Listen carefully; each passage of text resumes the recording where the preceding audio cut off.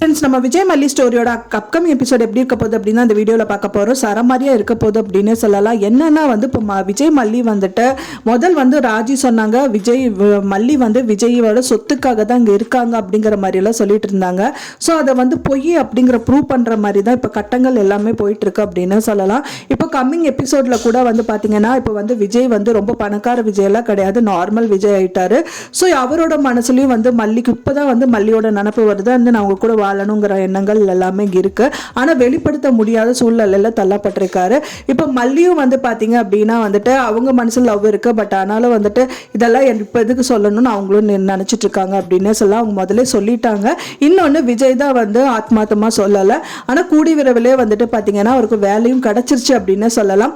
வேலை கிடைச்சது மல்லி கிட்ட சொல்றாரு, ரொம்ப சந்தோஷமா சொல்றாரு. மல்லி எனக்கு வேலை கிடைச்சிருச்சு மல்லி அப்படிங்கிற மாதிரி சொல்றாரு. அது மட்டும் இல்லாம அட்வான்ஸ் வாங்கின பணத்தை மல்லி கொடுக்குறாரு அப்படின்னு சொல்லலாம்.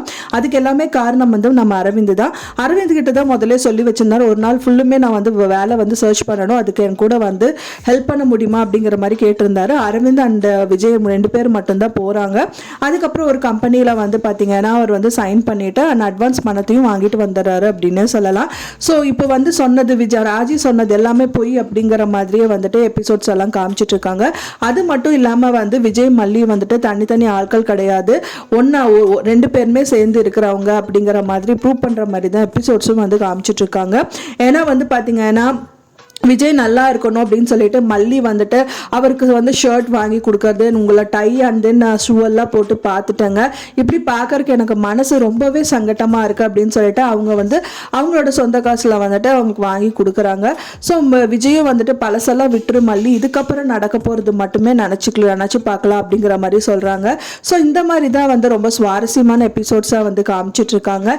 இனியாவது விஜய் இனி எதுவுமே அவாய்ட் பண்ண மாட்டாங்க, மல்லி என்ன பண்ணாலும் அக்செப்ட் பண்ணிப்பாங்க. தென் விஜய் என்ன பண்ணாலும் மல்லி அக்செப்ட் பண்ணிப்பாங்க. ஸோ இந்த மாதிரி அவங்களுக்குள்ள ஒரு நல்ல அந்யூன்யமான வாழ்க்கையை வாழ போறாங்க அப்படிங்கிறத கம்மிங் எபிசோட்ல ரொம்பவே விறுவிறுப்பாக காமிக்க இருக்காங்க. ஸோ நீங்க எப்படி நடந்தால் நல்லா இருக்கும் அப்படி நீங்க எதிர்பார்க்குறீங்க அப்படின்னு சொல்லிட்டு எனக்கு மறக்காம கமெண்ட்ல ஷேர் பண்ணுங்க. நான் சொன்னது தகவல் உங்களுக்கு பிடிச்சிருந்தா ஃப்ரெண்ட்ஸ் மறக்காம லைக் பண்ணுங்க, ஷேர் பண்ணுங்க, கமெண்ட் பண்ணுங்க, சப்ஸ்கிரைப் பண்ணுங்க. மேலும் இன்னொரு மல்லி சீரியல் அப்டேட்டோட நெக்ஸ்ட் மீட் பண்றேன். தேங்க்ஸ் ஃபார் வாட்சிங் மை வீடியோ ஃப்ரெண்ட்ஸ். நெக்ஸ்ட் வீடியோல பார்க்கலாம்.